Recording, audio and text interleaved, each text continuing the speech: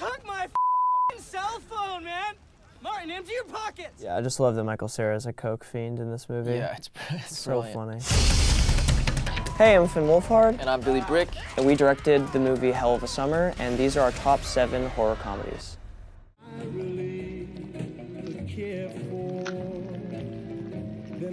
It is truly one of the most impressive sequences, I think, in like the history of film. Yeah, he really went for it too in his performance. You really believe that he's in like the worst pain ever. Dude. So shiny. Whoever did the effects for this, they worked tirelessly to do this sequence. Worked on it forever, and they shot it head on. And the special effects, supervisor and makeup effects person was so proud of it. And John Landis actually ended up cutting around it a lot. Oh, wow. And it really pissed off the special effects people because they had worked so tirelessly and so long.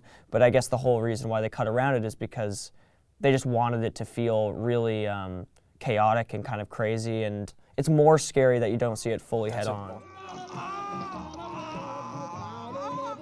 Also, that's such a cool moment when the elongated torso, and I'm pretty sure that's just like a hole in the floor, and then that's two different, that's like his upper half, and then someone else's lower half, and then the amazing practical to sort of marry it. And then all the other like simplest tricks ever that are so effective, like they'll pull the hair into the prosthetic and then reverse it so it looks like the hair's growing out of it.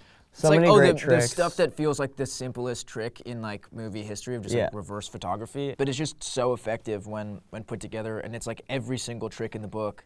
Even the lead up to this scene too, where he's like about to transform, he gets like an insane fever, and he strips off all of his clothes, and he's in like the worst pain ever. It's so believable. The whole thing is so believable.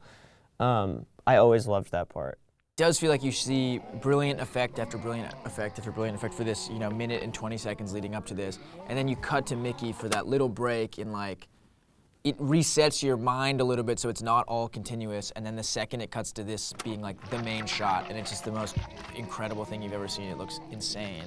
This was one of those films I was really afraid of movies, like horror movies when I was a kid. I just had such a profound admiration for the work that went into these effects that it didn't matter how like insane and gross and real it looked. It was like so much cooler because of that. The attackers can be stopped by removing the head or destroying the brain. Shaun of the Dead is the technically first horror movie that I ever saw. It was my gateway into horror films because it's an incredibly funny, character-driven movie. It's blended my love of comedy and gore in a lot of ways. What's so funny about this scene is that they just are using anything that's right in front of them as weapons. They haven't even gotten that far, even thinking about like how they could actually defend themselves. So they've just taken things from their house, which shows that their priorities are pretty like, they didn't really think things out very properly. No, some of these are limited. What was that? I think it was Blue Monday. That was the original press out. The script is like basically the perfect script. It's such a brilliant screenplay, and there is something so great about like little elements of that, and that breakup, and him still trying to hold on to his girlfriend's stuff, just sprinkled throughout the entire movie. Like even in the funniest moments or the scariest moments, it's all coming back to that thing, which is about him sort of needing to grow up. Like they're not heroes in a movie way. They end up being heroes in the only way that they're capable of being, which is using records that or just doing the first thing that really comes to mind or that's in front of them.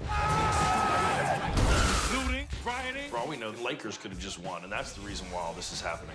I think it's the apocalypse. This Is the End is maybe one of the funniest movies ever made. It's one of the fondest memories I have in theaters watching a horror comedy with my friends. Me too. I think one of the hardest I've ever laughed in a theater before. And also, it was a completely packed theater in Vancouver where I saw it, and it was such an awesome experience. 3, 1, 0! What's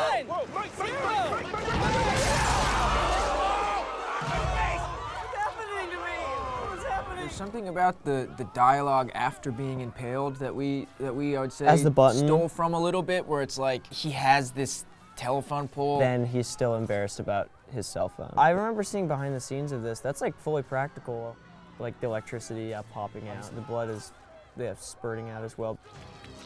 Oh, that's embarrassing. There's something weirdly relatable and true to that of no matter how dangerous of a situation that you're in, you still kind of care about what people think. We're always obsessed with the idea that these characters couldn't help but be themselves. He's, yeah, still concerned with the phone, even until the very end. And yeah, I just love that Michael Cera is a coke fiend in this movie. Yeah, it's so brilliant. funny.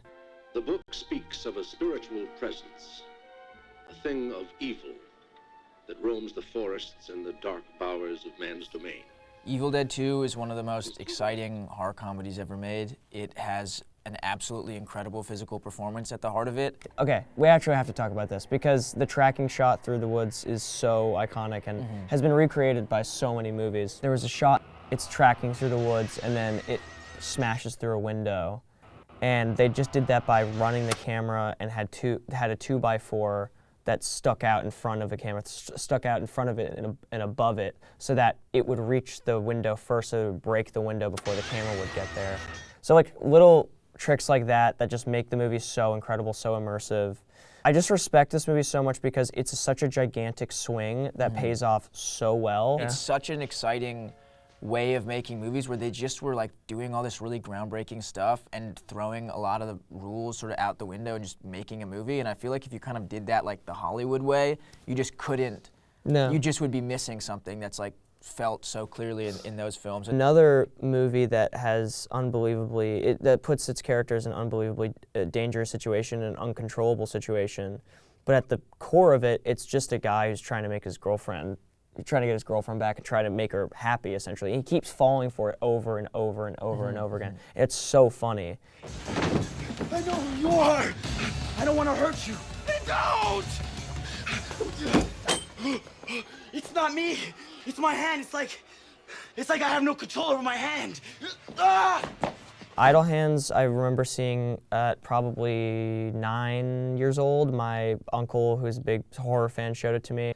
Also one of the great physical performances. Sawa in this movie is so funny. And so underrated. I think this is one of the great comedic physical performances. There's a sequence in this where Anton is fighting with his hand over who can have the TV remote, and I remember watching that and like kind of just being mind blown about how intimate of a moment that felt like in a movie that's like so much bigger than that moment. This weird character-driven thing of him arguing with his own hand about what to watch on TV, which is such a funny little moment. And then yeah, all the Seth supporting Green characters is are one so of the funny. funniest. Seth Green's so funny in it, dude. Gives one of the funniest performances. What does he say about the music? He's like, oh, it's like Enya or It's like something. Enya. I mean, there was this big bright white light at the end of a long tunnel, right? And there were all these chicks' voices and that music. Music? Yeah, kind of uncool music like Enya.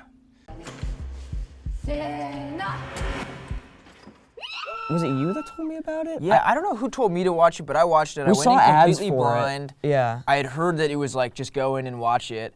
The first like half hour of this movie, I thought like You don't everybody know. is crazy. Like this Yeah. movie kind of sucks a little bit. Yeah. And then there's a twist where everything makes sense, and the movie was like purposely not very good.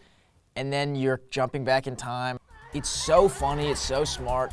It's just like incredibly unique, specific movie. Unbelievably sweet, There's kind of too. nothing like it, and it was made for like nothing too. Yeah. It was made for like $25,000 or something like Yeah.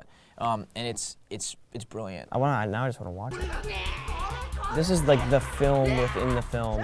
The movie is set up to where you have this, you're watching the zombie movie for real, and it's the first 30 minutes. And the reveal is that it jumps into basically in-camera style. So yeah, exactly. So right here, it's locked off, and this is the payoff. So now you're watching them film that exact scene, and you're watching everyone. And this is honestly like it's so authentic to what making a movie really feels like, which is just complete panic and complete celebration as well when you get stuff like that done that feels kind of impossible. It's locked off. Like here's the reality of the situation. You see the other perspective of it and everything that's going into making that initial sort of movie. And then you'll see like the camera will be in the frame and they'll call it up like, get out of the frame. Like you kind of see all the things that go wrong. That's why you can see everyone off camera totally panicking and running and grabbing buckets because they're realizing that they have to think on the fly. It's just a great story about like teamwork and great characters. Yeah, I couldn't recommend it more. It's like incredibly unique love letter to horror films and film in general and making movies. There's something really awesome about watching a movie like that, which really celebrates the filmmaking process. Where's it gone, man? It's coming. Oh, I can see its eyes. Not sure them things is eyes. Attack the Block is maybe one of my favorite movies ever. It came at a similar time, actually, as I watched Shaun of the Dead, and Joe Cornish directed this. It jump-started John Boyega's career and has this amazing cast of discoveries who were from London, and I think its style is so good, and I think one of the most original designs for aliens ever in movies. I feel like this is done so well. I think the anticipation before this, when John Boyega goes up to the people, there's like, I think it's so well done, the anticipation is so well done. And then the alien is so striking looking. And it's, I think, the first time in the movie, we've seen them, and we've definitely seen them by then, but I think this is the first time you really see their blue teeth head on, and it's so striking and specific. Yeah, it feels like a movie in the best way, like the best version of a movie that you'd want to make with your friends, like that you're making with your friends in like high school. Totally. Because it has this really youthful, fun energy, and it captures that so well. I got to rewatch this. It's such a good movie. And one of the most like triumphant endings, I think, of any horror movie ever, in my opinion. Can you hear that?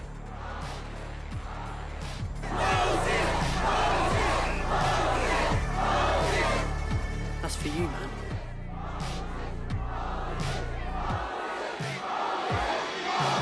Thanks for checking out our top 7 horror comedies. Go see Hell of a Summer in theaters to check out our spin on it.